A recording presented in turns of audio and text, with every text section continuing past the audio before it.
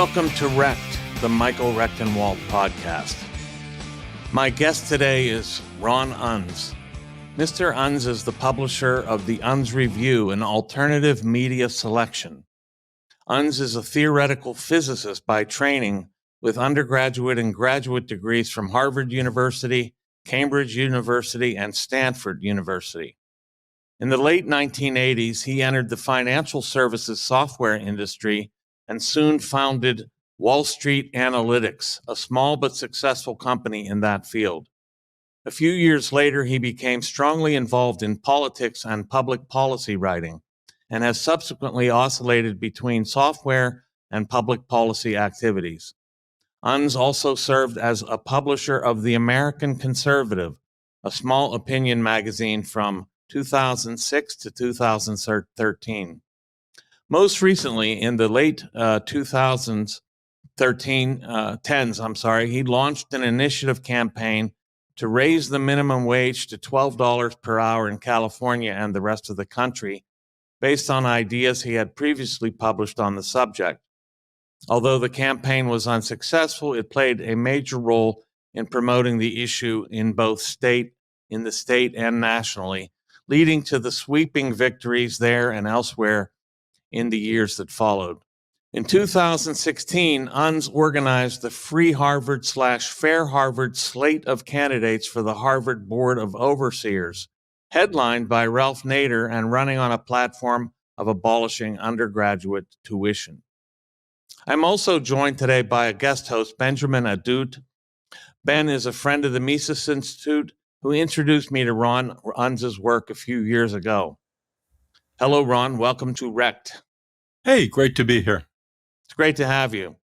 We're going to just jump right in because we've got a lot to talk about with you. And so recently, you've written a number of articles on RFK Jr. The latest, which was released just today, is entitled RFK Jr. versus I.F. Stone on the Kennedy assassinations, which I've only just had a chance to skim briefly as it just came out. Can you tell us, what's the gist of these articles? What are you after here? Well, the whole thing about it is RFK Jr., obviously Robert F. Kennedy Jr., has now entered the presidential race. And obviously it's a tremendous uphill struggle for him to actually win the nomination against an incumbent president of his own party, never having held public office before. But a presidential campaign, if it's reasonably successful, even if it ultimately falls short, can serve as a tremendously powerful focal point for concentrating media attention on issues that the media normally avoids.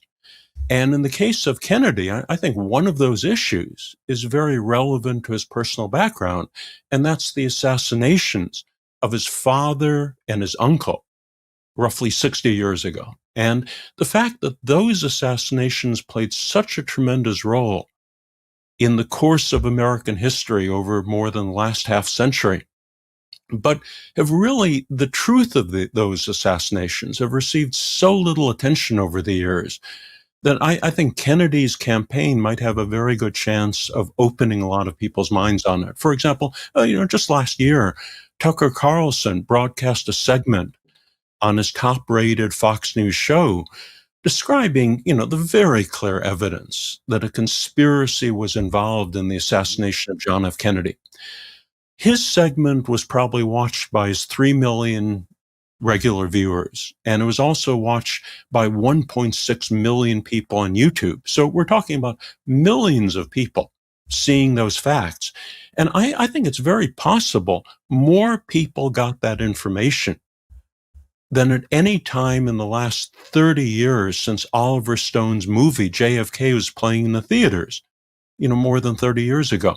And the same way, RFK Jr. was just interviewed on the Bill Maher show. And that segment on YouTube got 1.5 million views. And he basically described the overwhelming ironclad evidence that his own father, the senator who was running for president in 1968, had died in a conspiracy. In other words, the facts there are so clear-cut. Powder burns. The autopsy showed that Robert F. Kennedy was shot from behind at point blank range. And that was the verdict of the coroner. While Sirhan, the alleged gunman, was standing 7 or 8 feet in front of him when he fired his gun. Furthermore, acoustic evidence has demonstrated that at least a dozen shots were fired, and Sirhan's gun only held 8 rounds. In other words, all of this stuff is so clear-cut, you can even find it on Wikipedia, which is normally very reluctant to promote any sort of, so-called conspiracy theory, but it's very straightforward. So in other words, it's absolutely undeniable that Robert F. Kennedy Jr. in 1968 was killed not by Sirhan, but as part of a conspiracy. And that, I think, if that's the only thing that RFK Jr. gets out to the American people during his campaign, the campaign will certainly have been worth it. But there are many other issues as well, obviously, that he'll be pressing forward. Yes, I mean, yeah, one of the things that that you've written about is he also is challenging the COVID narrative and some of the COVID issues, so that, for example, he recently said, and he's been lambasted for this, that the COVID differentially affected blacks and whites as opposed to Ashkenazi Jews and Asians, and for this he's been destroyed. But as you pointed out in your writing, they really aren't picking him up on the question of these assassinations. Why do you suppose that is? Well, it's interesting. Again, when you look, Kennedy in the last year and a half or 2 years, since he really published his book, Attacking Fauci, has been ferociously attacked by the media. In other words, there have been a lot of media stories back a year and a half, 2 years ago, attacking him on almost every possible ground, and that certainly has continued now. But when you look at the media, obviously is very hostile to Kennedy. The establishment media is very hostile.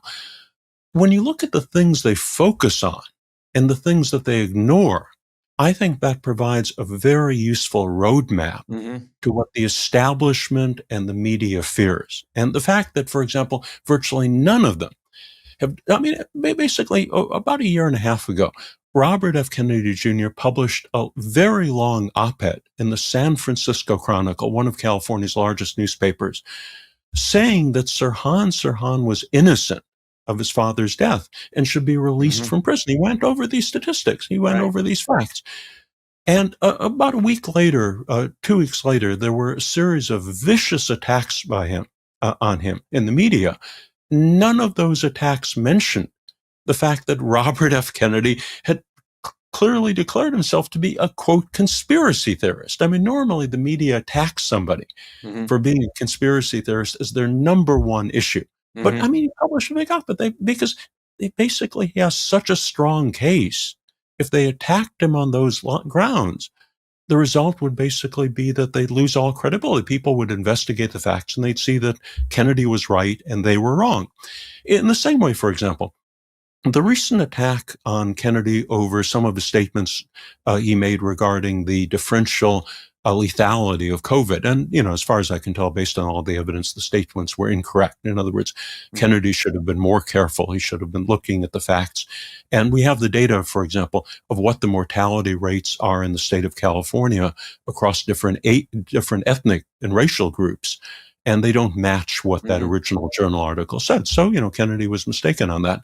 But they focused incredibly on that while ignoring many of the other statements he'd made about COVID that in many ways are even more controversial. In other words, Kennedy in his Fauci book, the #1 Amazon bestseller, clearly showed that the COVID virus, was linked to America's biowarfare program. In other words, he was careful in how he phrased it, and he certainly didn't go quite as far as I've gone in some of my writing. But he had an entire chapter on America's massive, long-standing biowarfare program. And the connection was very clear. In fact, when he was being interviewed by Tucker Carlson later on, he said if there's one chapter of his book that people should read, it's the chapter on America's biowarfare program, which by some estimates has absorbed $100 billion of funding over the last 70 years. It's the world's longest running biowarfare program. And when you look at, for example, the results of that program, I mean, the fact that, for example, the only hard evidence we have of anybody having died as a result of America's biowarfare program was when the anthrax spores were released right after the 9/11 attacks. And it was later found by the FBI in their investigation that they came from America's own biowarfare stockpile. Now, whether the individual the FBI fingered, who allegedly then committed suicide, was the guilty party or not is something that can very heavily be debated. But it's undeniable that the people who died as a result of the anthrax attacks died as a consequence of America's own biowarfare program.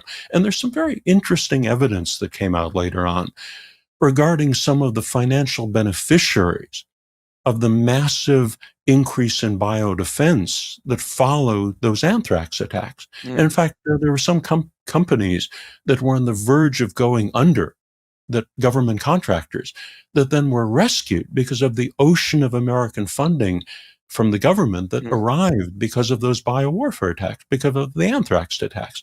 So, I mean, there are a lot of very strange and suspicious circumstances of America's biowarfare program in that regard. And that's the thing that really Kennedy's been talking about quite a lot, that, for example, the government is simply not willing to touch, and the media, which follows government influence, also totally avoids. Another example, and this is something a little bit off to one side, but when I had heard that Kennedy published a book on the COVID and vaccination issues. Now, I'm somebody who's generally been quite skeptical of many of the anti-vaccination arguments, but, Kennedy was somebody whose book was recommended to me by people that, I had a lot of opinion for. And so when I ended up reading his book, one thing that utterly shocked me when I read his book, and most of the arguments he made about vaccinations, I thought were very reasonable and plausible arguments. In other words, he's really much more of a moderate on that issue. And I, was certainly impressed by some of his arguments there. But the thing that utterly shocked me about his book was that nearly half of it, 200 pages, was devoted to amazingly shocking overturning of everything that I'd ever heard about the AIDS disease, which for 40 years had been one of the most high-profile diseases in the world. I mean, what Kennedy said in his book, and we're talking about the #1 Amazon bestseller. It was up on the charts for weeks. It sold, I think, well over 1 million copies. And almost half of it, 200 pages, made the case that AIDS was essentially a medical media hoax, which was utterly astonishing. And I mean, he documented, basically, when you're looking, for example, at the evidence from Peter Duesberg, really one of America's leading virologists at the University of Berkeley, or 4 separate science Nobel laureates endorsed that position, including the science Nobel laureate who'd won his prize for discovering the HIV virus. And I mean, if you can't accept the views of the man who won a Nobel Prize for discovering the HIV virus and who endorsed Kennedy's book in the strongest possible way and denounced, the decades of lies that Fauci had promoted on that, I mean, that's simply astonishing. Now, again, the notion of AIDS having been essentially a hoax, which is just, astonishing. I mean, again, whether Kennedy's arguments were true or not, I can't really say. I mean, I did a lot of reading afterwards, a tremendous amount of, I read all the articles from the 1990s when the issue was much more out there. I read some of the scientific documentation. And I mean, Kennedy and the people Kennedy was quoting made a very strong case. But whether or not you agree with Kennedy on it, it's clear that was by far the most shocking declaration in his book. I mean, for a #1 Amazon bestseller, to declare that AIDS was essentially a hoax and that the people who died allegedly of AIDS died because of the AIDS treatments. Right, which Fauci promoted, and exactly. It's just astonishing. And made a which was incredibly lucrative for the corporations involved. I mean, if the media wanted to try to destroy Kennedy, to say that Kennedy had written a book in which 200 pages was devoted to the notion that AIDS was a hoax Mm-hmm. would annihilate Kennedy. Not a single one of the articles Mm-hmm. attacking Kennedy ever mentioned a word of it. And one of them, for example, was written by a New York Times journalist who'd been very active in gay rights. He'd written a book about the gay rights history.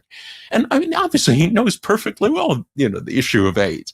And Right. he wrote a 2,000-word vicious attack on Kennedy and never mentioned a word of the main subject of Kennedy's #1 bestseller. And Wow. that shows, to me, that's the strongest possible evidence that the American media, the establishment American media, think that there's a very good chance at least a lot of what Kennedy is saying about AIDS is true.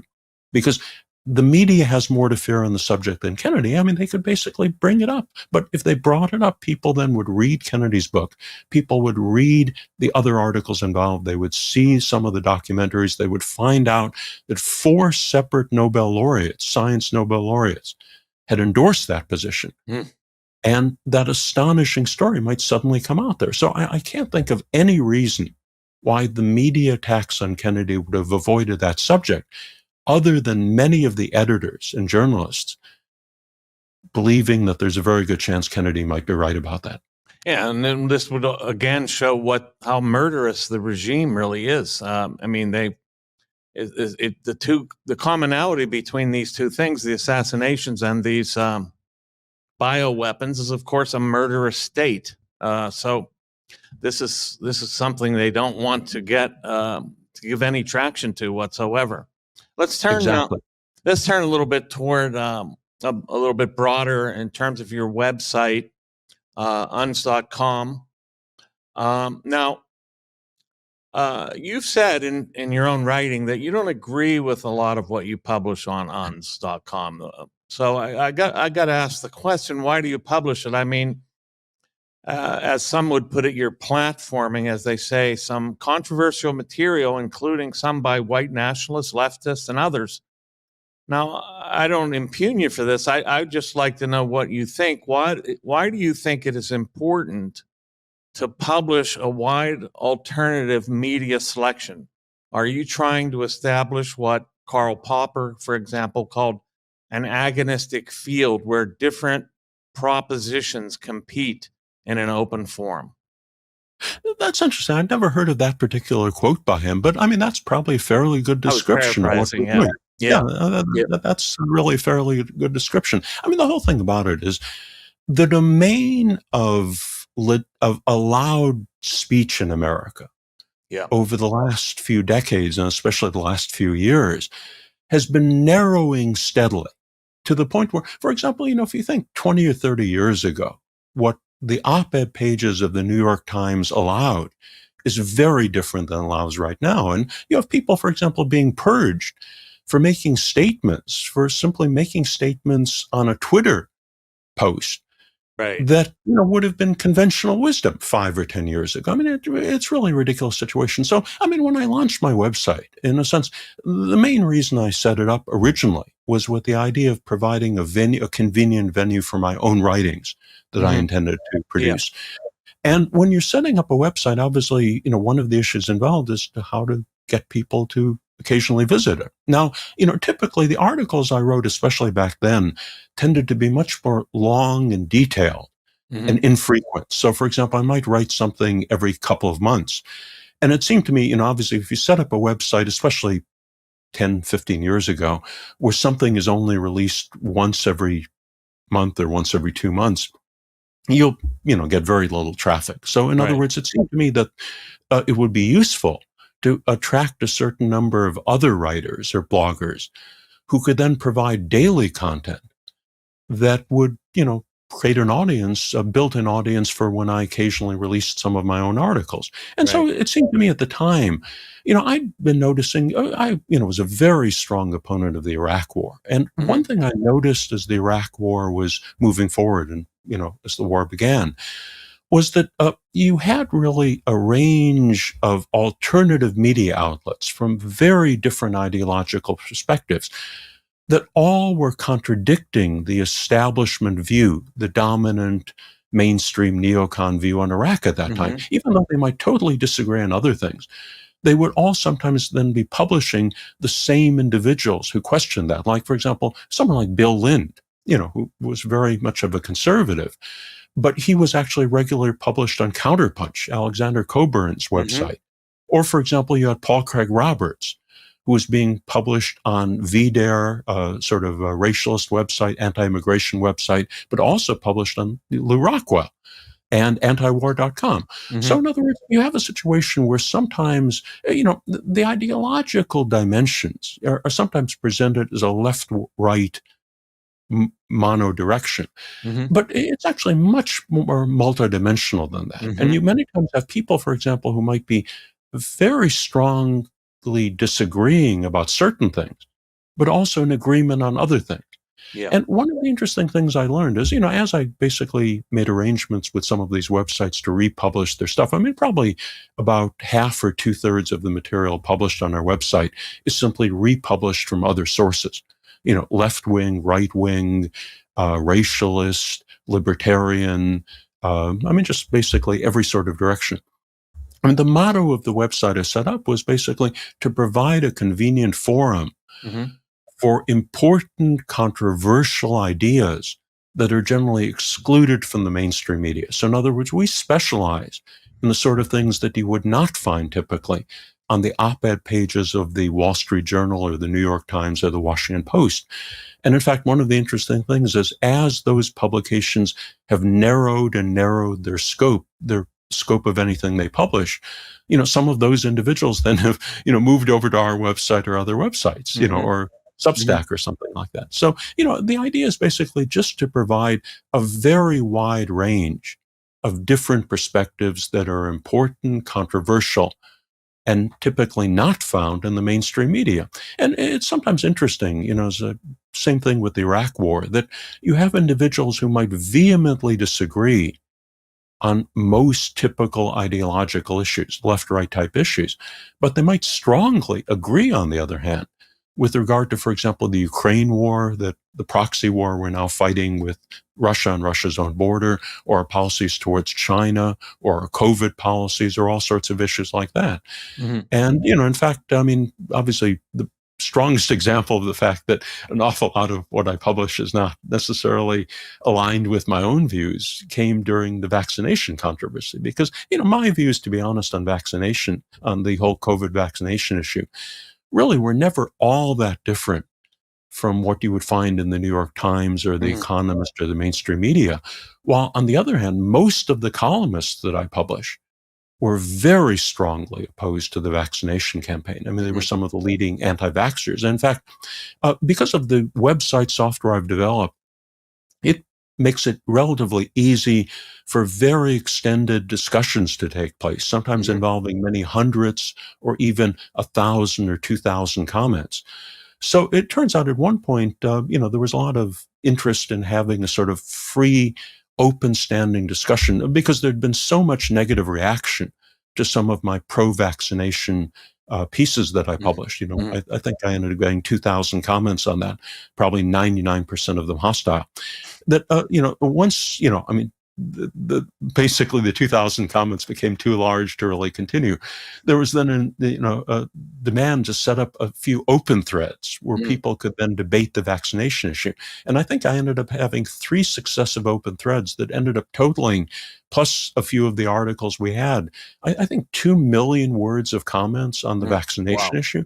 So in other words, some of the commenters, almost all of whom were very anti-vax, ended up saying that our website constituted the single largest repository of written commentary against the vaccines found anywhere on the internet. Because, a couple of million words is a lot. And, it was ironic for me because I was basically on the other side of the issue, but, I had no problem with that. And there are a lot of other issues that I also feel, having an open discussion is much more important than, imposing any sort of single view on the website that I happen to run.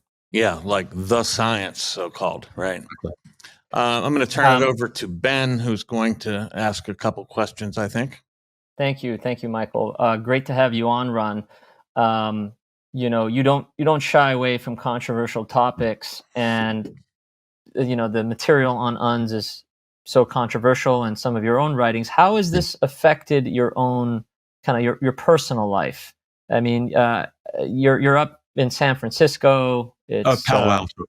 Palo Alto. I'm sorry, I apologize. So, but yeah, either way, yeah. How has that affected your personal life?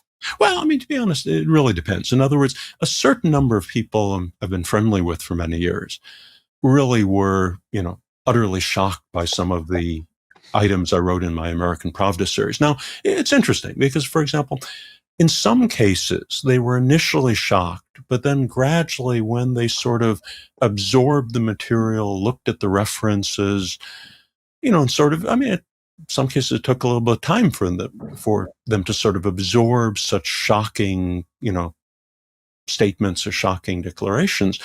Then they sort of came around to it. And it's not necessarily clear that they would accept what I've written or necessarily agree with it. But they do agree that, for example, I made a strong case on many of those points. And, the other thing about it, I should say, is one approach I took when I was starting really the current round of my American Prava series, almost exactly 5 years ago, just over 5 years ago. I ended up really thinking to myself that, many times there are websites or individuals that have published very controversial views of certain issues in a very narrow focus, but have, probably deliberately ignored lots of other controversial issues. And I actually took exactly the opposite approach. I decided to try to put out as many of these ultra controversial ideas as quickly as possible so that they would all be out together in a burst of basically 4 or 5 months. And it was an exhausting burst. I mean, it would have been much easier for me personally, just in terms of human wear and tear, if I'd spread it out over 2 years. I think I ended up writing about 150,000 words of new articles over a period of basically 4 or 5 months, which is an awful lot. Even though a lot of it was based on readings I'd previously done, I had to collect it all together, in many cases rereading the books. The reason for that, it was actually sort of a strategic thought in my mind. First of all, if you've come across an article by somebody and it makes statements about historical events or other important issues that are utterly shocking to you, totally divergent from everything you've always heard from other sources, you sort of say to yourself logically, well, he's made some good points. He has some logic to his case. He cited some reasonable sources.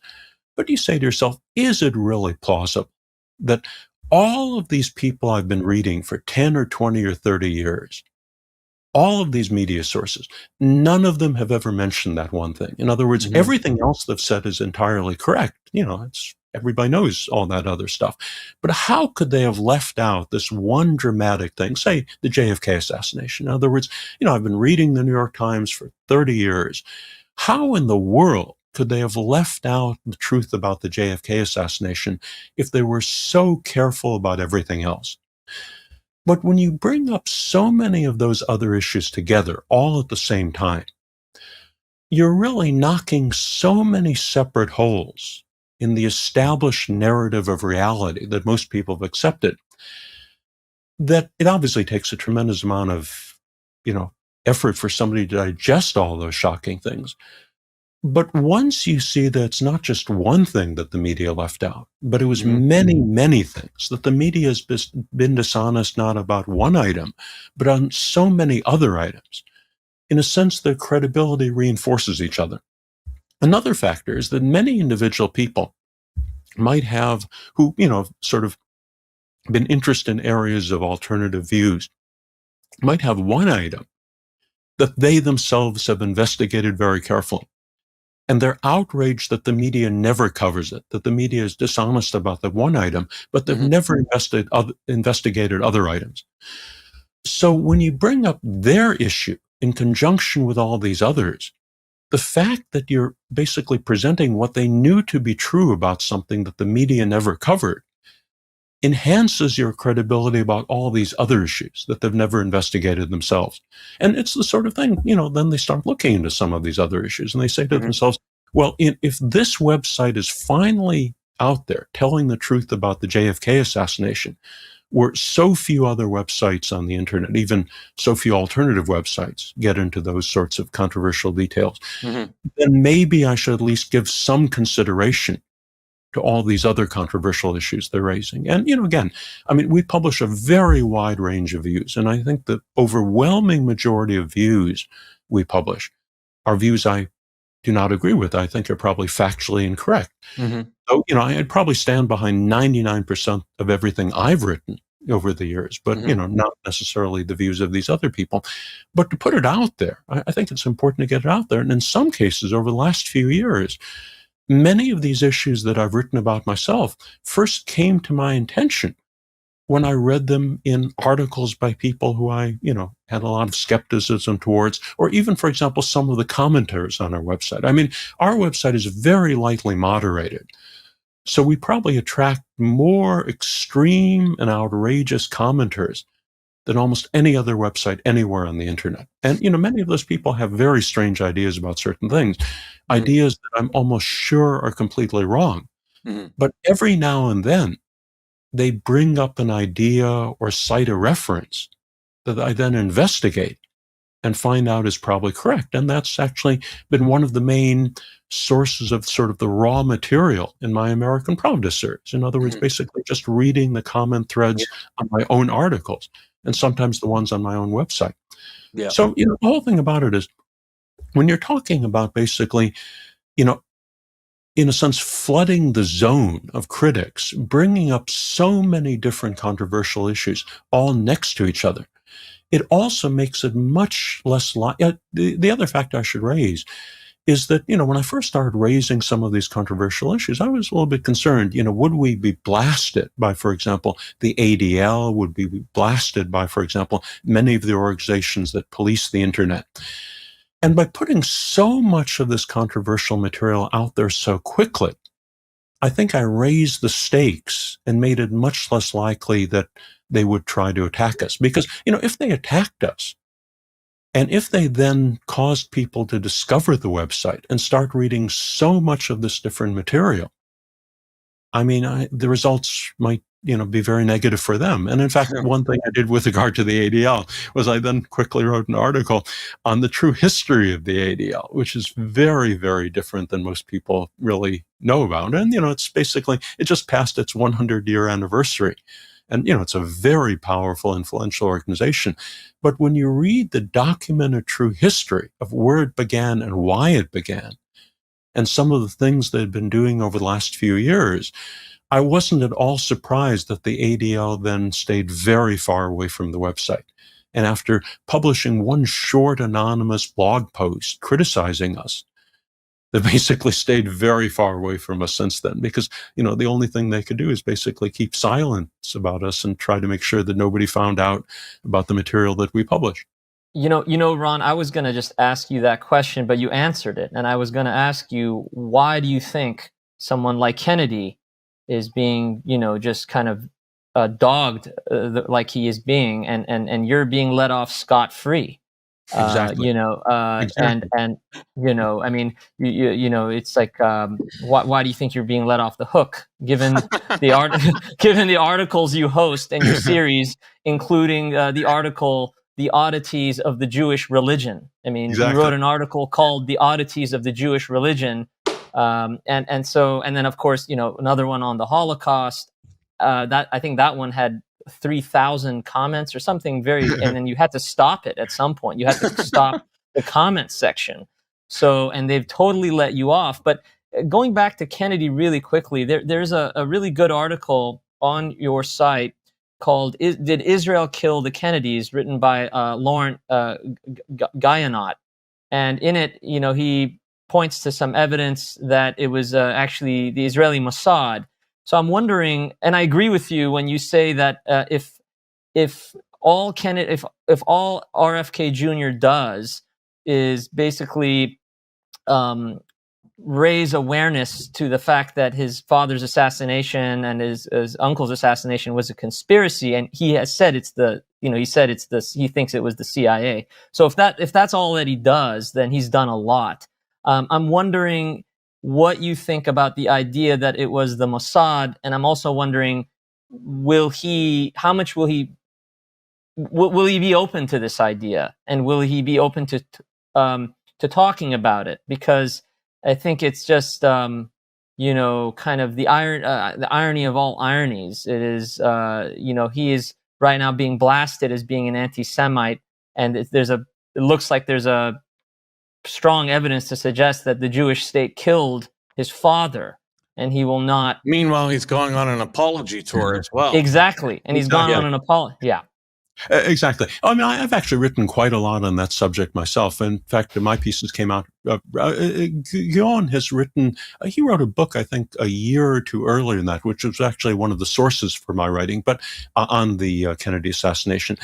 But the key thing is the notion of the Mossad playing a central role in the Kennedy assassination really goes back to Michael Collins Piper about 32, actually, no, it was just about 30 years ago. I think it was 1994 when he published this sort of landmark seminal work on that. And, since then, a lot of additional evidence has come out. And I think there's a very strong case that the Israeli Mossad played a central role. I also think, for example, LBJ was almost certainly involved in the assassination as well.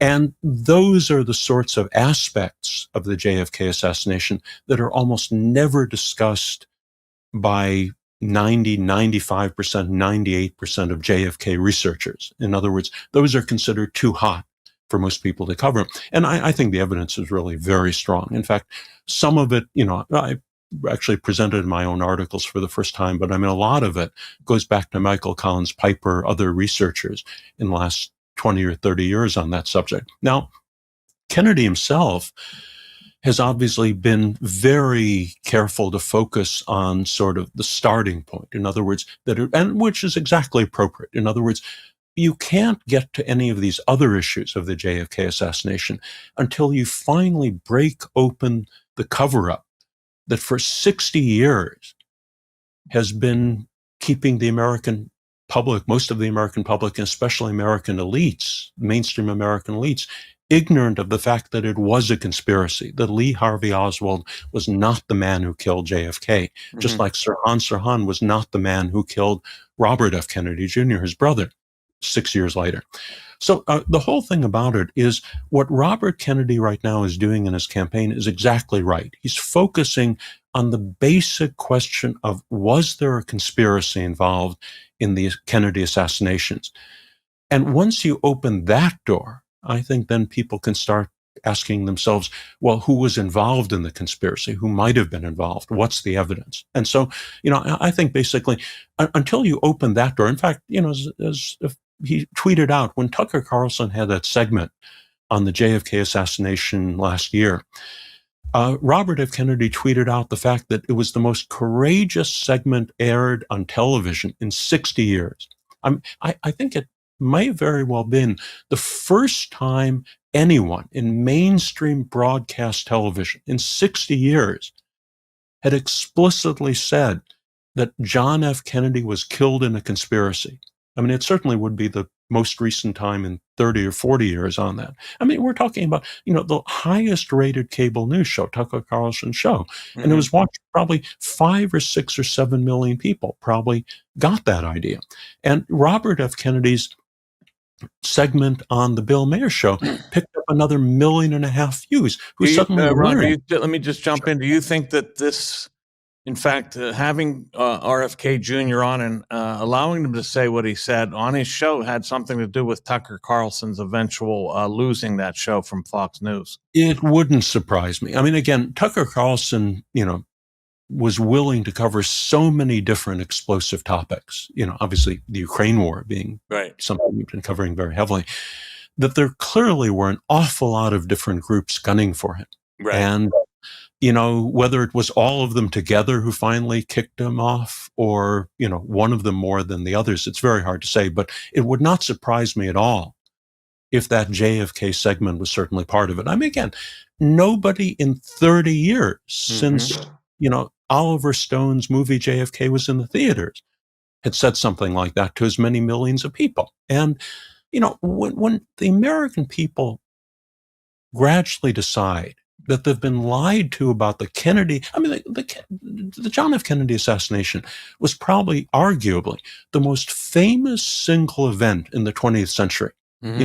Pearl Harbor, maybe one or two other things, but, as a single event, I think thousands of books have been written on the Kennedy assassination. I mean, all through the course of American history. And then his brother was assassinated a few years later.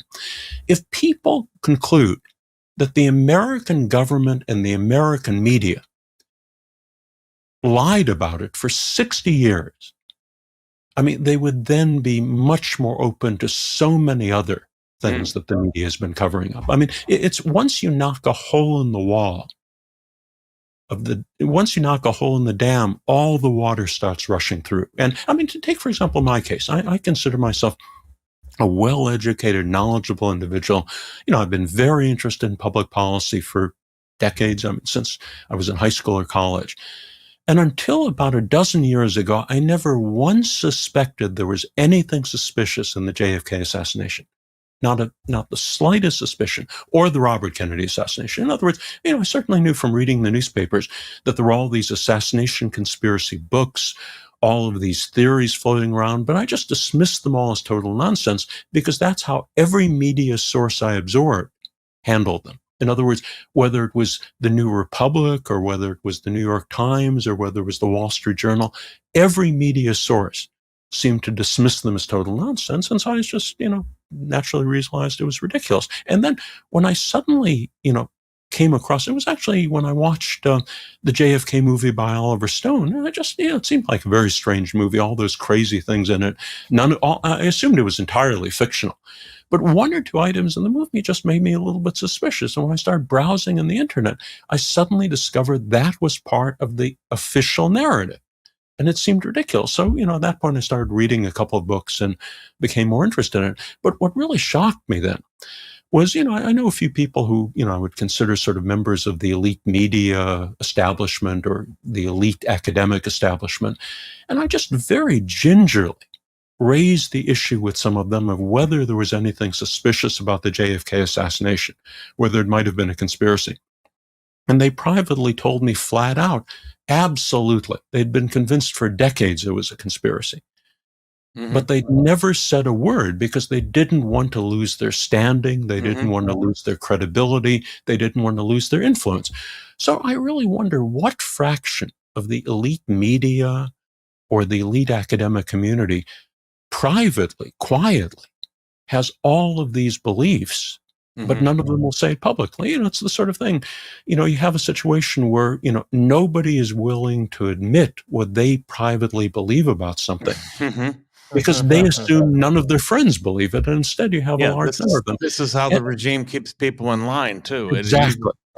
I mean, it's exactly what happened in Eastern Europe. I mean, then, we'll look at the Soviet regime in Eastern Europe, the Warsaw Pact countries. Finally, at the end, it came out that nobody in those countries believed in communism, and the whole thing utterly collapsed. I mean, it collapsed so much more quickly than anybody thought because it had no supporters in the regime. Nobody believed in it. And Ron, I wanted to turn to something I noticed in your writing. I have to pick you up on this and just ask about this. And one of the tendencies in your writing, which I totally support, which is to speculate about various events and what we might broadly, and we've been talking about this phrase, call conspiracy theories. Now, I want to make it clear, I don't see anything wrong with conspiracy theories per se at all. A theory is not wrong for being a theory about a conspiracy. A theory is insupportable if it lacks evidence or if it doesn't account for data, or in Thomas Kuhn's language, if it fails to account for what he called anomalies. But you sometimes seem to depreciate some writing of others for conspiratorial thinking. For example, I noticed you make light of concerns about the so-called Great Reset project. Now, I've written an entire book on the Great Reset, and I can tell you that it is an explicit, open, and avowed plan. And I just wonder why you dismiss these concerns, or are you only dismissing it in connection with COVID-19? I, for one, don't say that the global elite released the coronavirus, but rather that they merely seized on this to accelerate the reset that they had already planned, that they already had been working on, in fact, for some time. So I just wondered if you wanted to comment about that. Well, I've never really looked into that issue in any great depth. In other words, for example, the way I'd sort of come across it again was there on the internet, there seemed to be a very heavy profusion of commenters and writers making the case that you just made that, for example, the World Economic Forum or Klaus Schwab or Bill Gates or something like that had released the COVID virus to sort of promote a great reset of, economic reset around the world. And it just seemed very doubtful to me. And, when I then looked at some of the evidence they had, it seemed very sort of sketchy evidence. In other words, I personally think that the COVID virus probably was intentionally released, but, in a very different way, which we could sort of get to. And, just basically, Bill Gates doesn't have a biowarfare lab. Right. And Klaus Schwab seems sort of a self-promoting international public figure. Right. So, they didn't seem like the sort of people who would be doing something like that, especially if the evidence that they'd done it came from some of their public comments. In other words, if you did something like that, you probably wouldn't go boasting about it or anything like that. No, they did say pretty bizarre things. For example, in one of the annual meetings, Klaus Schwab said, and I'm paraphrasing, he said, we had this virus and it was the worst in 100 years, but we may have another one on the agenda. So they kind of I think they seed conspiratorial thinking on purpose in order to deflect from legitimate criticism from the campaign that they are undertaking. That's perfectly possible. And, the whole thing about it, though, is, from my perspective, I really view, many of the countries around the world as being independent operatives. In other words, for example, you could very well say that the United States today runs most of the NATO countries or Japan almost as vassal states. In other words, basically, we control their politics much more so today than we did, say, 10 or 20 years ago. We dominate what they do, and really they pretty much have very little independent agency, especially with regard to, for example, the Ukraine war. So, if it were a question of, for example, the American elites controlling those countries and implementing a policy in the way that they wanted those policies to follow, that would be quite plausible. But then when you look at countries like Russia, countries like China, countries like India, countries like Iran, I view them as totally independent of American control. In other words, clearly they cooperated with America in some areas. They are in conflict with America in other areas. And there's simply the notion of, for example, a global economic policy being implemented by somebody like Klaus Schwab and the American elites, for example, in America or Europe, might be remotely plausible. Yes, in Western Europe, I think it is. But it would have no plausibility of being implemented in China or Russia or Iran or so many of these other countries around the world. And so, for example, if Klaus Schwab wanted to create what you were calling a great reset, but it only included a small fraction of the world, in other words, the West right now, I think that would lose a lot of its potential value or the point. And so, for example, if you're talking about, right now, one of the things that I just discovered a few months ago, which really was quite shocking, is that if you're talking about the real industrial economy, in industrial economy in real terms, China's real industrial economy is already 3 times larger than that of the United States. China's real industrial economy is larger than the US, Japan, and all of the EU combined. And then when you add in Russia, when you add in all these other countries around the world, in other words, if somebody were planning a sort of great economic reset, but they only included a fraction of the countries around the world, it would, lose potentially, I think, a lot of its value. They're doing it with this ESG, with the Environmental, Social, and Governance Index. Now, they have China pretending to buy into that, I think. Okay, so China pretends to buy into it. Meanwhile, the whole ESG regime actually benefits China because you have the West effectively deindustrializing, passing off all this production to China, who doesn't really care about the CSG thing at all. Exactly. So, but on the other hand, I think China's actually the model that they're trying to set up in the West in terms of the economy. And that is a kind of, they have the state-approved producers on top, and effectively a kind of actually existing or like a totalitarian socialism on the ground. That seems to be like the project that they have in mind. And they've said this in many cases, that China is the model for the West that they have in mind. So they think they're using China to establish a great reset. China thinks they're using them, these Western globalists, to benefit economically. And both are true at this point, except that probably these Western elites will be proven to be the useful idiots in the wager. Well, I certainly agree with you. I mean, again, a lot of what the West has been doing in economic terms is just crazy. And, to be honest, I've never researched in detail, but I'm very skeptical of a lot of the global warming claims, the climate change claims. And, when you have, for example, the massive changes in energy policy in Western Europe. I mean, shutting down all the nuclear reactors, stopping coal. I mean, basically, they've severely damaged their own economy. And, for example, the crazy political correctness policies in the United States with all these corporations following, ridiculous policies. I mean, you could say very well that the West, to some extent, is almost committing economic suicide in that way. Yes.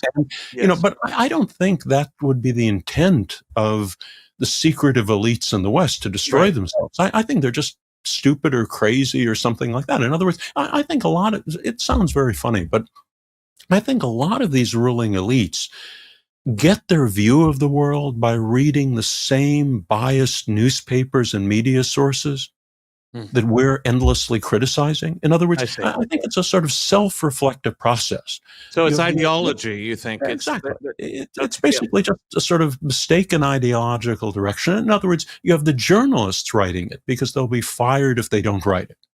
And then you have the corporate executives reading what the journalists have written and believing it. Yeah. And so, the whole, I mean, so it's not some sort of nefarious, evil plot. They actually buy into this nonsense. I mean, certain elements of it, I think, are opportunistic. For example, in the aftermath of the COVID epidemic, I certainly think a lot of corporations jumped on the bandwagon and used it, for example, as a means of extracting, hundreds of billions of dollars, trillions of dollars in loan guarantees from the government, or putting their rivals out of business or something like that. Yes. I mean, there are all these complicated ways, but, those are opportunistic means of taking advantage of policies, I think, that are irrational. And so, if Klaus Schwab or some of those people were the sort of original movers of these policies, I think they were doing it for self-destructive reasons that, maybe they don't admit. But, I mean, the result has been a disaster. I mean, when you see, for example, Germany deindustrializing yourself, I mean, some people think, for example, some plausible people argue that America's Ukraine policy, the Ukraine war policy, was partly aimed at weakening Western Europe and Germany as potentially economic competitors. Yeah, Rand Corporation said that directly. Yeah, exactly. I mean, that's certainly plausible. But, on the other hand, it means that America's share of the world economy, the share of the world economy that's controlled by America, which includes the West, which includes Japan, is smaller than it otherwise would have been. So in other words, we're getting a larger fraction of the West under our direct economic control in America.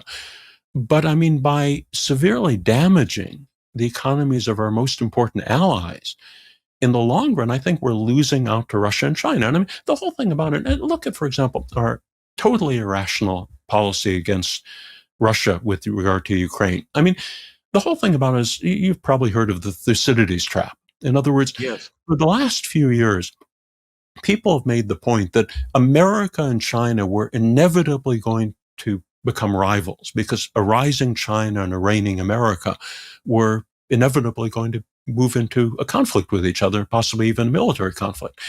Now, that obviously is a historical pattern, and obviously a lot of, very knowledgeable people have looked at the pattern of the last 500 years and seen that that was quite likely to occur. Now, the logical approach for ruthless American leaders to take under those circumstances is for America to establish a balancing alliance of other major countries around the world, a coalition against China, a coalition that would include Japan, that would include, for example, Western Europe and NATO, but would also include Russia, India, and most of these other countries. Mm-hmm. Because together they would be, even though China has a much larger population industrial base to the United States, if America had Japan, the NATO countries, and Russia and India in a coalition, we would probably have the advantage over an international rivalry with China. But instead, America basically provoked the Ukraine war against Russia and has driven Russia into the arms of China. Russia has the world's largest storehouse of natural resources. Mm-hmm. China has the world's largest industrial base. They're bordering each other and are naturally complementary in economic terms. Mm-hmm. Taken together, Russia and China are far stronger than America and all of its Western allies combined. And you've seen, for example, Saudi Arabia has now shifted towards the Russia-China alliance for exactly that reason. India has moved in that direction. Brazil and the other BRIC countries have moved in that direction. So what America has done, because of its irrational hatred of Russia and its irrational arrogance, is to create a global coalition that is far stronger than what we and our allies control. And so, we've basically destroyed ourselves on the international stage, and done so for absolutely no logical reason. And for that reason, I think it's wrong to, you could say, for example, there are very evil people in the world. But I think it's very wrong to assume that those evil people are smart evil people.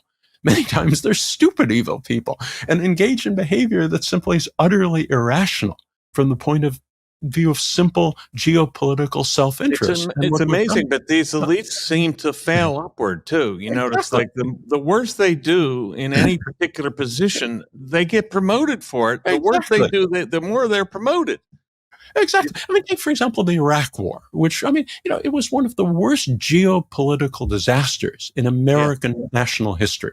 Right. All the people who supported the Iraq, a few of them, ended up losing their jobs, but the vast majority of the people who supported the Iraq War, both within journalism, the media, and government, are still running journalism, media, and the government today. In other words, they were promoted upwards, while the handful of critics who were brave enough to say it was disaster, they were purged because of it, and they stayed purged. In other words, look at, for example, Victoria Nuland. The neocons, the same neocons who were behind the Iraq War, are the ones still running the American government today. And in fact, as I pointed out in one of my articles, one reason you don't hear much about neocons these days is the neocons over the last 10 years have been so successful in taking over both the Democratic and the Republican Party establishments that everyone in foreign policy is a neocon. There are no non-neocons. And so since they've driven out all the non-neocons, they don't even call themselves neocons anymore. There's nobody to contrast them with. Exactly.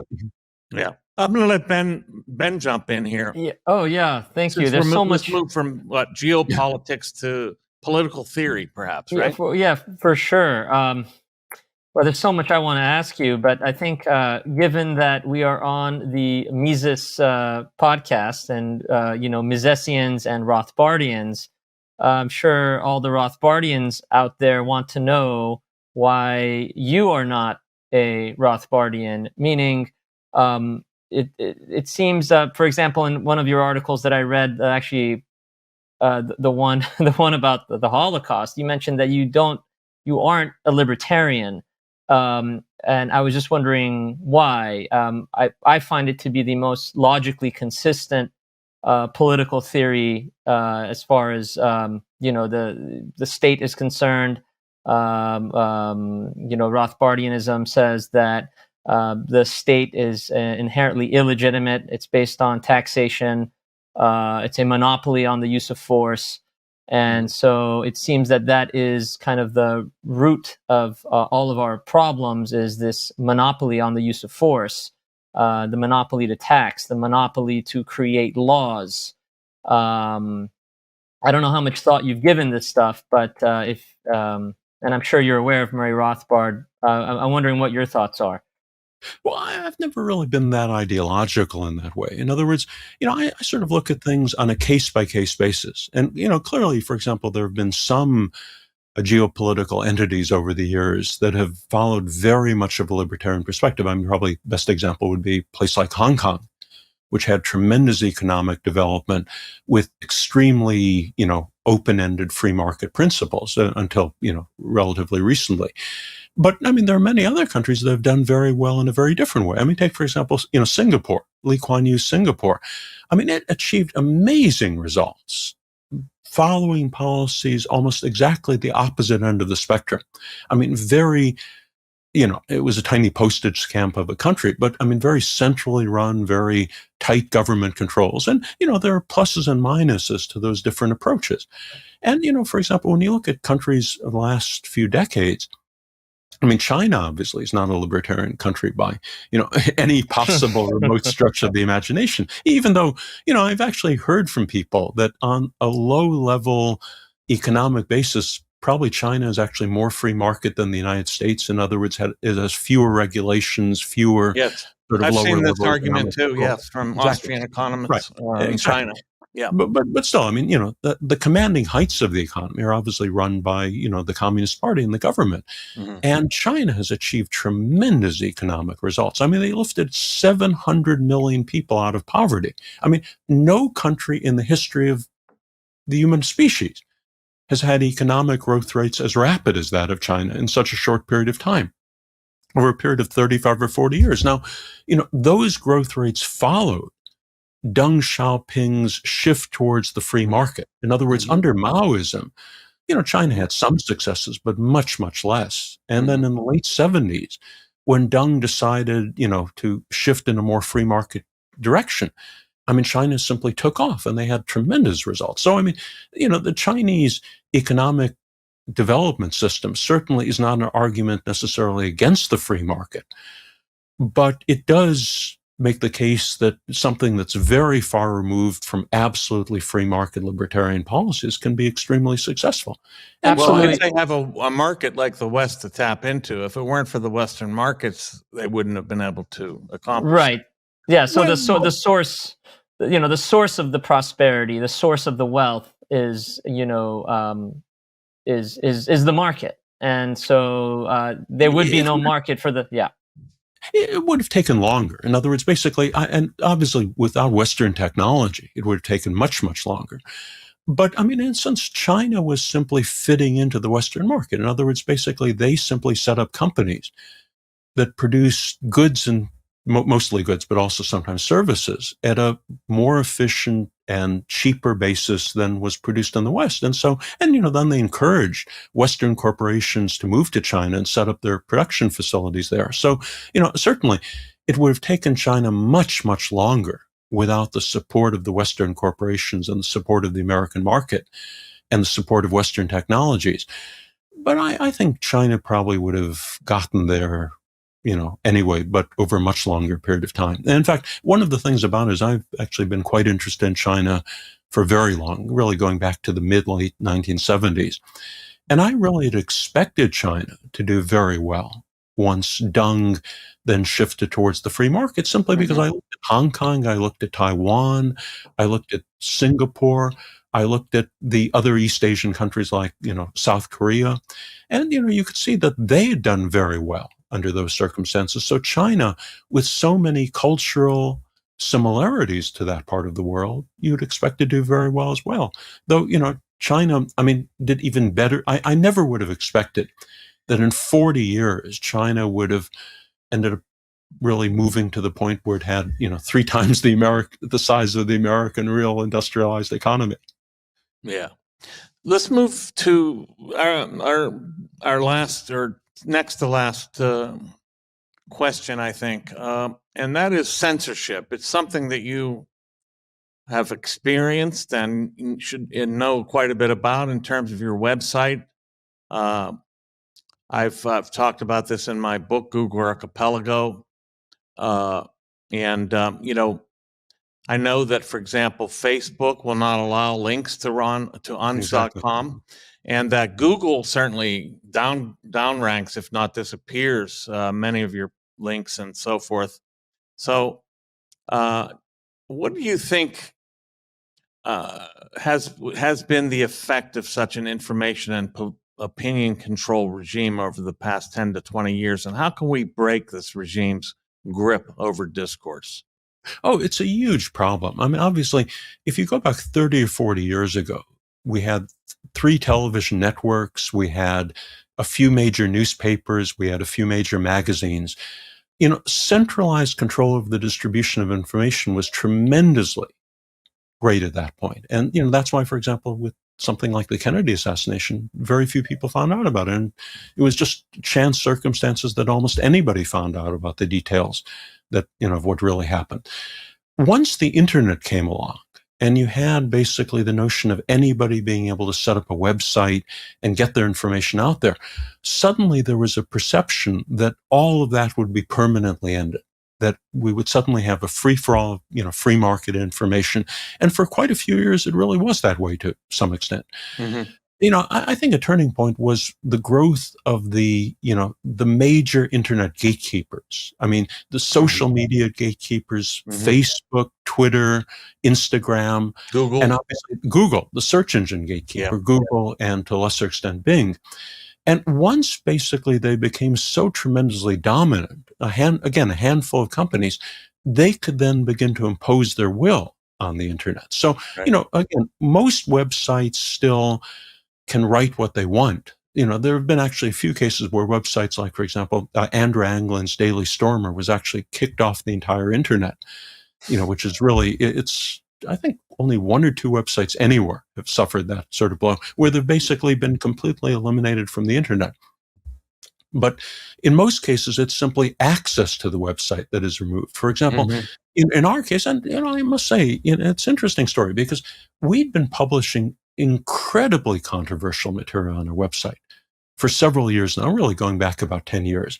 And we never had any problems with either Facebook or Google or the other gatekeepers. We published a lot of controversial material, but published it in most cases a fairly sober or documented manner. So in other words, I sort of was telling people, well, all the censorship stuff is a lot worse than people claim. In other words, you get kicked off the internet, but it's because you're saying you're advocating violence or something like that. And, we've never had any problem. Or, it might be that enough of the material on the website was considered sufficiently valuable that, there was reluctance to kick us off for, the parts that we had that were more controversial. And then suddenly, 3 years ago, almost exactly 3 years ago, everything changed. And it was all because of COVID. It's really an amazing story. And that actually gets into one topic that I really should address. From very early on in the COVID epidemic, I became quite suspicious of the circumstances of it. And it seemed to me, when you had something like this breaking out, a mysterious disease suddenly breaking out in China at a point when America was in an international confrontation over trade and other issues with China, it just seemed, odd and suspicious to me. And then as I, was reading about the circumstances in the New York Times and other, mainstream publications, I started becoming more and more suspicious. And then, as I gradually investigated the topic more, I really began to believe that there was a very substantial, even a high likelihood that the COVID epidemic, the global COVID epidemic that has now killed probably 20 million people, more than 20 million people around the world, including 1 million Americans, that caused 3 years of lockdowns in the United States. I think you can make a case it's the greatest disaster as America's experienced since the Great Depression. I mean, when you consider the deaths, the economic devastation, the tremendous, inconvenience that was imposed on our lives, we've never had lockdowns like that in our entire life, in our entire history. I think there's a tremendous amount of evidence that the COVID epidemic was the unintentional blowback of a botched American biowarfare attack against China, which, it's just something like that is just too much for most people to even consider. And there have been virtually no other people anywhere on the internet that have made that claim. A few people have sometimes hinted at it, but nobody ended up saying anything about it. And I ended up publishing an article in late April 2020, making that case. And it ended up taking off on Facebook, taking off on the internet, so that it got more early readership than anything I published for years. Mm-hmm. And within days, we were suddenly banned by Facebook. And all of the pages of our website were entirely deranked by Google. So, for example, one of my articles on Hispanic crime had spent, if you Google Hispanic crime on the internet, you get something like 150 million web pages. My article on Hispanic crime had spent 10 years as the number 2 or number 3 result of a Google search on Hispanic crime or Latino crime. Mm-hmm. And suddenly it disappeared off the internet. And so, again, all the articles on our website basically vanished in search engine results. So that, obviously had a huge impact on us. And all of that occurred within days of my publishing that article, arguing that COVID was an American biowarfare attack. And, maybe it was entirely coincidence, but, for example, we'd written all those articles about the JFK assassination, about all those other controversial things, a lot of controversial articles on racial issues, mm-hmm. controversial issues on World War II, controversial articles on the Holocaust, controversial articles on everything you can possibly mention. And we had no problems from either Google or Facebook. And within days of my publishing that article, making the first and only case that the COVID epidemic was the result of an American biowarfare attack, we were suddenly basically vaporized by the 2 leading gatekeepers of the internet. So, mm-hmm. Again, censorship is really, at that point, suddenly I decided that all the complaints other people had been making about censorship really had much more, grounds to them than I'd ever realized before. And, mm-hmm. So, it's sort of when you get hit, it's the old thing when your friend loses your job, it's a recession. When you lose your job, it's a depression. And those sorts of issues are, the sort of things that, make an impression on you. And it was just the other thing that really shocked me as I started delving into the issue a little bit more. One reason I thought COVID probably had been an American biowarfare attack, and it was never covered in the American media. But after the virus broke out in the city of Wuhan, probably in late October, early November 2019, as was later reconstructed.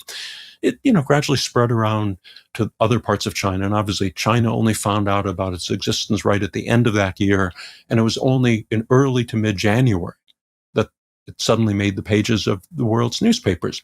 Almost immediately, a second outbreak occurred in the holy city of Qom, among Iran's political and religious elites. In other words, the second epicenter of the global outbreak of COVID was with the Iranians, and not only any Iranians, but the Iranian political and religious elites, with 10% of the Iranian parliament being infected.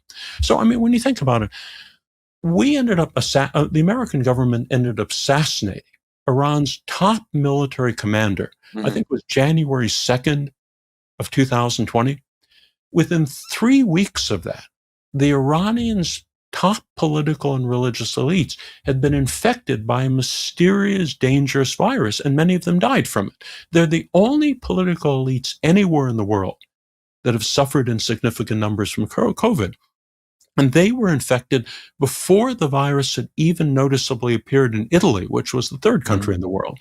Furthermore, Iran has a very small Chinese population. In other words, when you look at countries around the world, like Italy, for example, had a major COVID outbreak right afterwards, but 300,000 Chinese live and work in northern Italy, exactly the place where the outbreak occurred.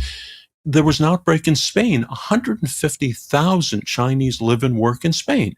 Many of them had come back from the holidays, from the Lunar New Year travels. So, it's very logical that some of them would have brought the virus back. Iran has a total of 5,000 Chinese living there. It has one of the smallest Chinese populations anywhere in the world, and it's spread there first of all. When you look at some of the other factors involved, and, again, the American media never even reported that the Iranian government specifically accused America of having launched a biowarfare attack against it. I mean, the Iranian government, the former president of Iran even complained to the United Nations that America had launched an illegal biowarfare attack against Iran. Now, just because the Iranian government makes that accusation doesn't mean necessarily it's true. And even if I'd read it at the time, I might have disregarded it, but it never got into the American media. It was covered very briefly in some European media, and it took me a year to find out that the Iranian government had publicly accused America of launching a biowarfare attack. And some of the other facts, again, that were in my original article that, was quickly cut off. It ended up getting, actually, I think about 100,000 views before it was cut off, but we would have gotten so much more if Google and Facebook hadn't blocked us. Take, for example, the Crimson Contagion exercise. Right.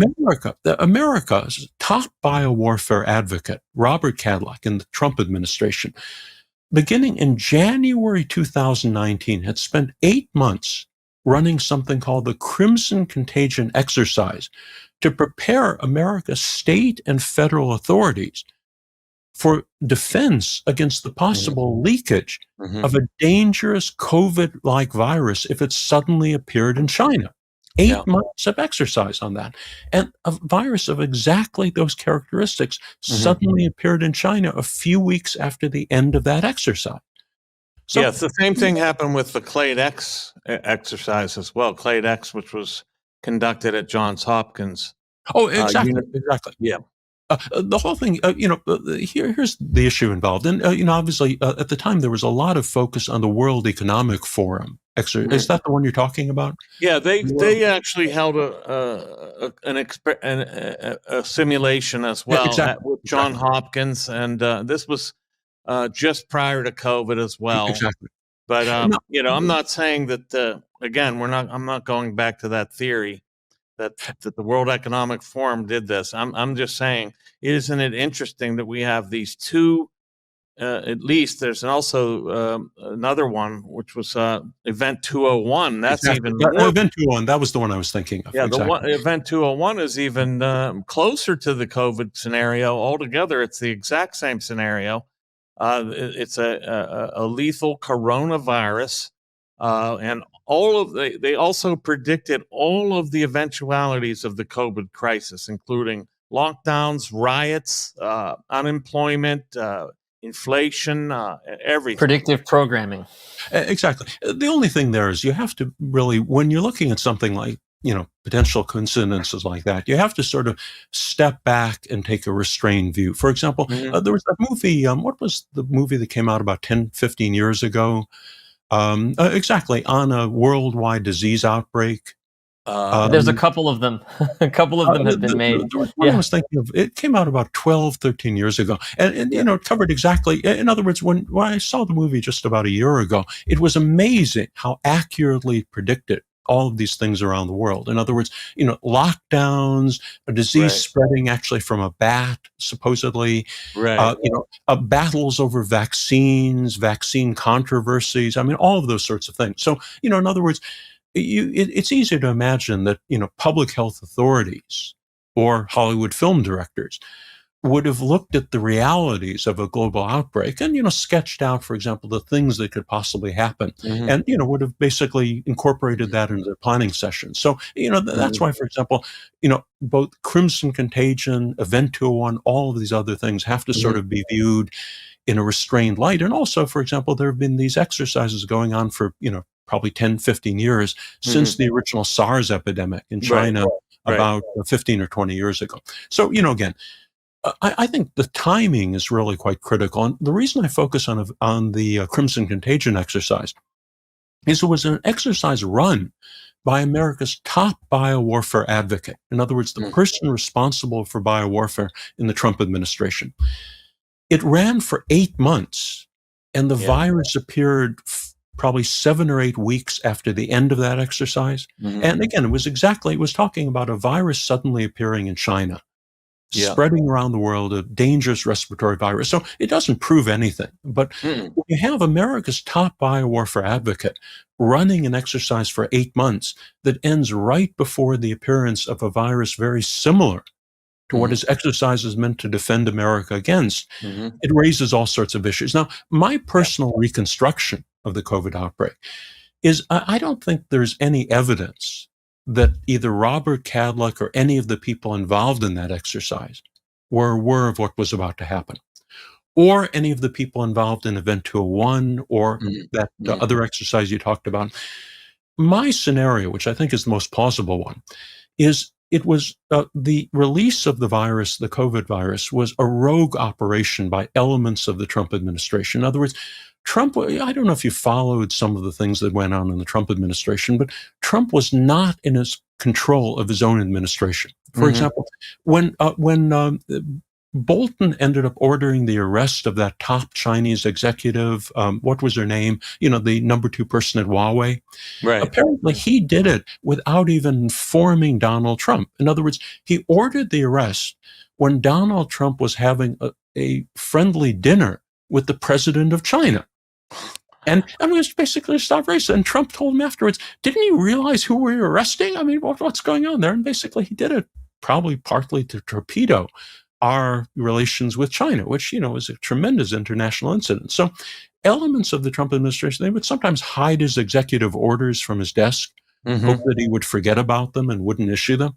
Yeah. Or his military commanders would not. Exactly. Yeah. They would not bring home troops like he asked and things like that. Exactly. Yeah. He wasn't in control of his own administration. So it seems to me if one or two senior people with probably Mike Pompeo, former CIA director and Secretary of State, or John Bolton, national security advisor, who were leaders of sort of the anti-China faction, if they decided to basically strike a blow to severely damage the Chinese economy, and America was in a confrontation with China. China was universally regarded as our chief geopolitical rival.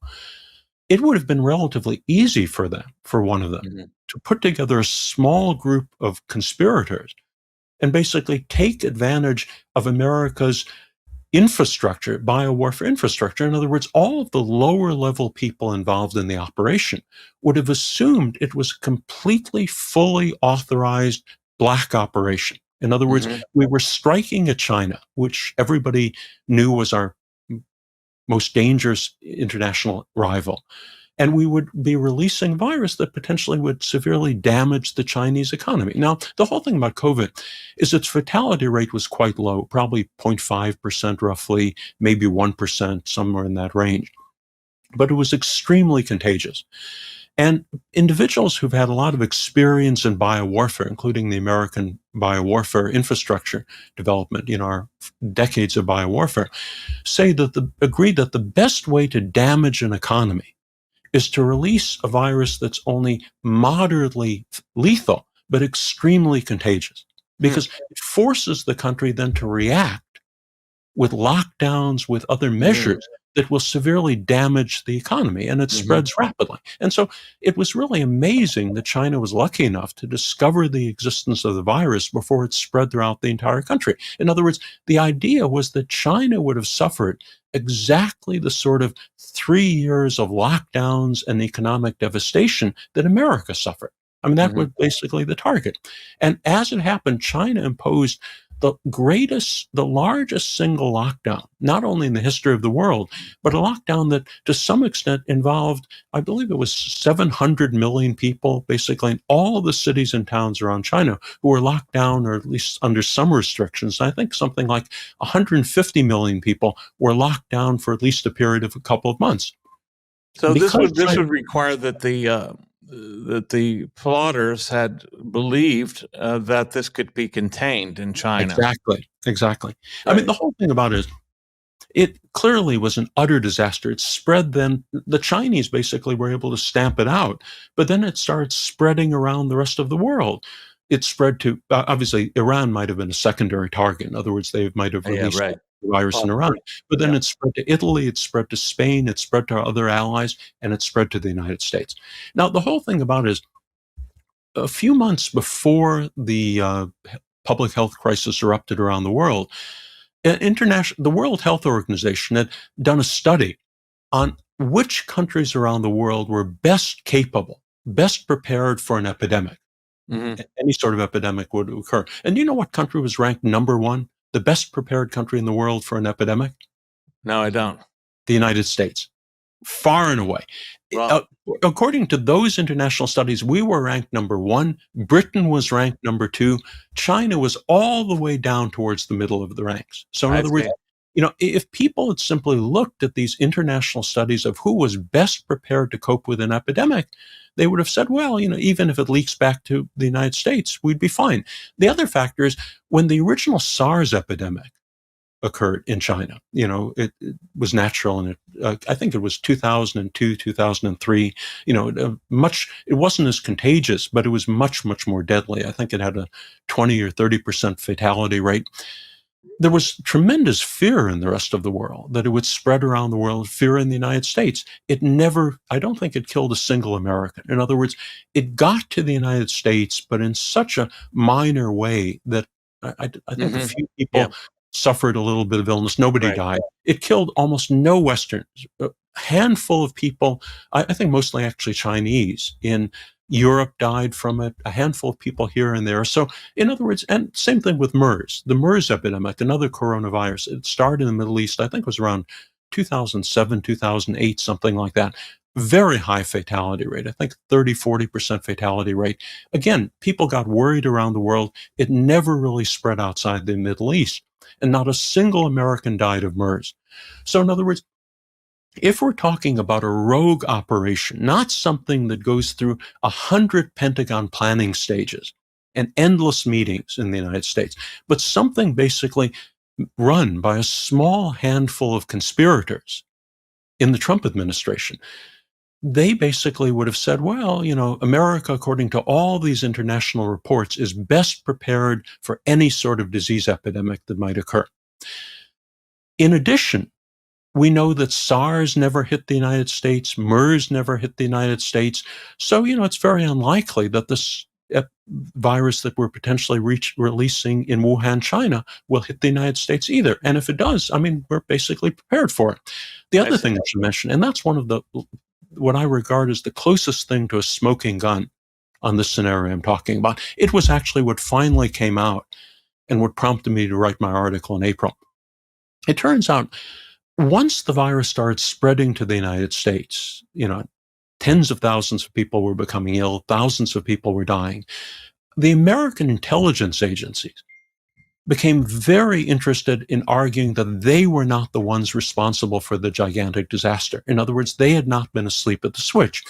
ABC News ran a segment with their, basically their top people, pointing to 4 separate intelligence sources, saying that the Defense Intelligence Agency had published a secret report describing a potentially cataclysmic disease outbreak taking place in Wuhan, China, and distributed it to the White House, distributed it to all our top leaders, and it was ignored. And in other words, if the Defense Intelligence Agency report, they were saying, if the Trump administration people had paid attention to it, we certainly would have reacted in time. We would have, taken the appropriate measures, and we wouldn't be suffering the disaster that we're suffering right now. So, it was a big story in ABC News. I think probably millions of people watched it. It was on, widespread. It was tweeted out tremendously. Everybody was talking about it. And, basically they got no response from the Pentagon. But then suddenly somebody noticed the date of the report. The date the report had been produced in November. Back in November, nobody anywhere in the world, including in China, was aware of the viral outbreak in the city of Wuhan.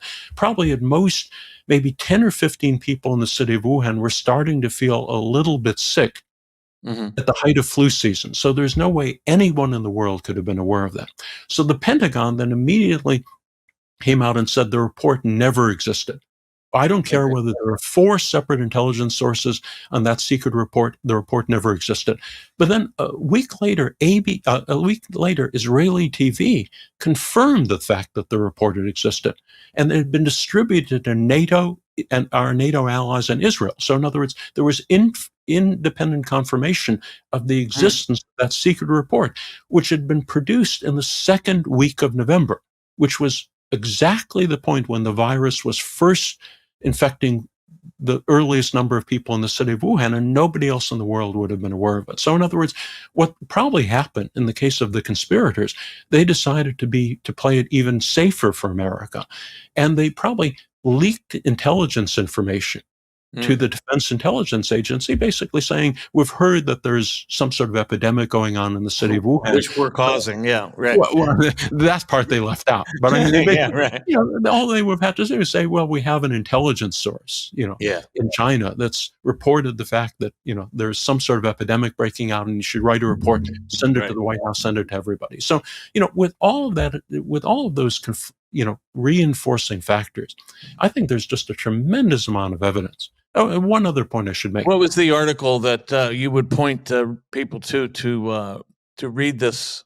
You wrote a pretty lengthy article or two about this. Actually, there are a whole series. I've written an entire long series of articles over the last 3 years.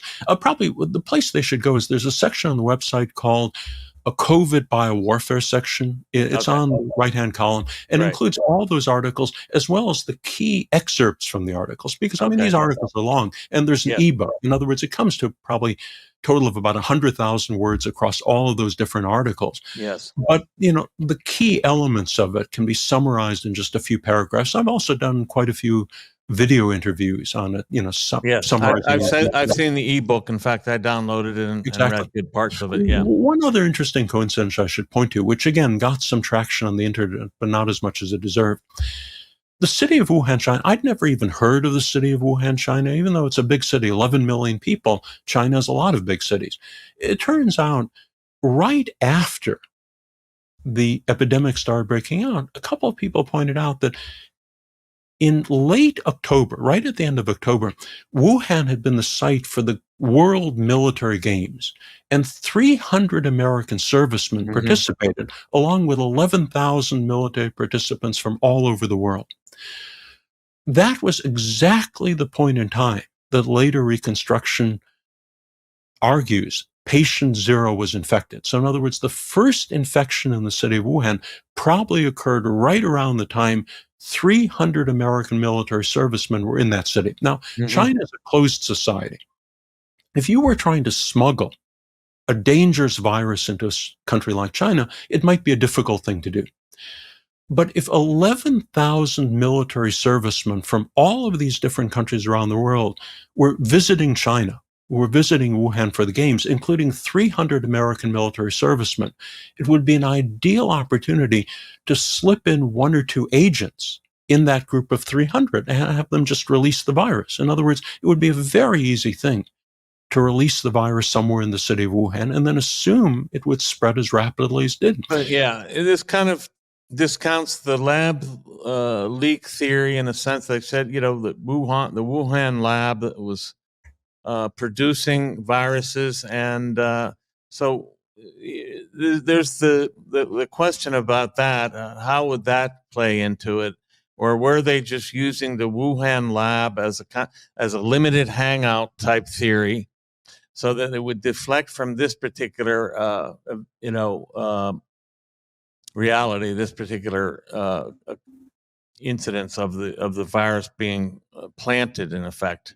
That's exactly it. I mean, the Wuhan lab is basically a limited hangout. In fact, the interesting thing about it is the notion of the virus leaking from the Wuhan lab was first promoted by American radio propaganda, Radio Free Asia, before the first Chinese person had even died from the virus. So in other words, nobody in the world was paying any attention to this virus. Not a single Chinese person had even died from the virus in early January. And American propaganda, affiliated with the CIA, was already promoting the story of the virus having leaked from the Wuhan lab. So this whole resistance to the lab leak theory was all part of a complete charade. That actually, here's my reconstruction. Again, there are many different possibilities. I mean, first of all, the interesting thing about it is the people who advocate the lab leak theory focus overwhelmingly on the tremendously strong evidence that the virus was artificial, that it was bioengineered. There's a tremendous amount of evidence. There's actually very little evidence of any leak at the Wuhan lab. In other words, there's even, for example, the single best eyewitness. There was an Australian virologist, Danielle Anderson, who was working at the lab at the time. And she was later interviewed by Bloomberg and said, as far as she knows, she'd seen no rumors, no evidence that the Wuhan lab was working on that sort of virus. There was no gossip going around. There was no evidence, no rumors of any sort of lab leak at the time she was there. And there was no sign of anybody there being sick in a suspicious sort of way. So in other words, if the virus had leaked out, it would have leaked out probably in late October, early November, based on, the genetic reconstruction of mutations. And there's simply, the Chinese government did not react for 2 or 3 more months. So in other words, if there'd been a lab leak, they were not aware of the lab leak because they did nothing. They let it spread out, almost spread out throughout the entire country. So you have a situation where basically the advocates of the lab leak theory focus on the fact that the virus is artificial and largely ignore the fact that there's little evidence of a lab leak. Meanwhile, the opponents of the lab leak theory, who have generally been the dominant element of the media, they tend to ignore the evidence that the virus is artificial. They sort of just brush that aside. And they focus on the fact that there's no evidence of a lab leak. And in fact, no, seriously, they've done all this reconstruction showing that the initial infections were all both right and both wrong in a way. They were all around the wildlife market, which is on the other side of Wuhan. So in other words, if there were a lab leak at the Wuhan lab, it would be strange if all the early infections were on the other side of the city. We're talking about a city almost as large as New York City, 11 million people. It was on the other side of the river. So you have a situation where they're both half right and half wrong. In other words, they never raise the third possibility, which is basically that the virus was artificial, but it did not leak from the lab. And that, I think, has all the evidence behind it. Yeah, I'd like to, wrap it up with the final question, and it does kind of tie in a bit to what we were talking about earlier with censorship and big digital and all of that, and that is, what do you see? Where do you see this going? What do you think the future? What is the future of freedom in this country? Censorship, and where does Ron Unz go from here? Because people are being obviously censored. I don't know if you follow a gentleman by the name of Nick Fuentes. He literally had $500,000 of his money. Oh, I heard that. That frozen. was a shocking story. Yes. Exactly. So, are you afraid that could ever happen to you, given the nature of the topics and articles you write and host? And where do you see us going from here? Well, to be honest, I think things are getting so bad and so crazy in so many different areas. I think at some point the whole system will collapse. In other words, not collapse in terms of a breakdown of civilization, but the American regime will collapse. Again, things have happened in the last few years that would have been unimaginable even 5 or 10 years ago. Again, people, take, for example, all of the protesters at the, at the inauguration. What is it? 1,000 people now have been prosecuted. Hundreds of them in jail. Some of them are in jail now for more than a year or 2 years without even being, tried yet. Basically, the fact that the American government, really, you can almost call it the American regime right now, is so decrepit and doing so many crazy things in so many ways. Picking a fight with both Russia and China simultaneously. It's just insane. You could say, for example, in fact, I just saw, a few people have really been more and more pointing the fact that we're almost, I think, in the equivalent of like the last stages of the old Soviet Union, when you had a very elderly, decrepit leadership, when you had an ideology that almost nobody believed anymore, when you had more and more things breaking down in society. Take, for example, the tremendous, we had just a year and a half ago, we had probably the worst rate reign of, riots, looting, and protests since the 1960s. So, we've had the highest inflation rate in 40 years. The worst wave of riots, protest, and looting since the 1960s. Crime rates, the homicide rate, spiked up, I think, at the highest rate in recorded history. It's gone back down a little bit, still much, much higher than it was before. I mean, we're basically on a foreign policy level, we're basically forcing almost all the other independent countries in the world to form an alliance against us. Yeah. And I think it looks like basically our whole Ukraine effort may be collapsing fairly soon. So, at some point, basically, and look at the debt we've taken on. I mean, we've basically increased our national debt, I think, by a factor of 10 in the last 10 or 12 years. If the regime collapses, which you're saying it could very well, would this be better for personal liberty of the American citizen or worse?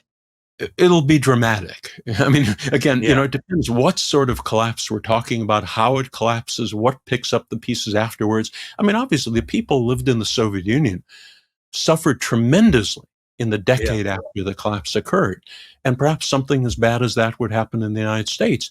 It's very difficult for me to try to predict what direction the collapse would take place. It's sort of a tottering building, and you don't know which direction it'll fall. But I mean, so many incredibly outrageous things are going on. Or take, for example, the fact that people are getting kicked off social media in some cases for basically making the outrageous statement that only women can give birth. Yeah, I mean, we're in the looking glass here. This is insanity. I mean, basically, even the Soviet Union was never that crazy. So, I mean, when so many crazy things, so many disastrously crazy things are all happening at the same time, it just seems very unlikely things will continue going in this direction much longer. And again, whether there's more freedom afterwards or less freedom, whether there's anarchy or dictatorship, I mean, it's very difficult to predict what would happen. I mean, there could even be a global, third world war and that sort of thing. I mean, when we're talking about basically fighting a proxy war with Russia on Russia's own border, I mean, that's something insane that nobody during the height of the Cold War would have ever done in the United States. And it never would have even considered it. Never would have even considered the idea. And here we are. Yeah. One final question. What is the traffic to your website now? Because I know in the past you would write articles about that. And what is it now currently? Good. I haven't really checked recently, but I think we basically, in terms of simulcast, Similar View, which monitors that, I think we're getting probably about 6 million page views a month, 5 million, 6 million, 7 million, something like that. I haven't checked probably in the last month or two, but that was sort of roughly the figure the last time I checked, which, again, considering the fact that we're basically banned from Facebook and all our web pages are deranked by Google, I mean, that's pretty satisfactory. Word of mouth, the power of word of mouth. Exactly. Yeah, you're doing very well. Well, thank you so much for coming on, Ron. It's been a great pleasure and quite informative. I'm sure our audience, our listeners, our viewers will be extremely informed by what you've had to say. I think you have incredible depth and research, and your writing is excellent. So I'd recommend people to follow your writing. I find it to be very well done. So once again, it's been a great pleasure. Thanks for coming on. Well, thanks so much for having me. You're listening to Wrecked with Michael Rechtenwald. Find more episodes wherever you get your podcasts and get more content like this on Mises.org.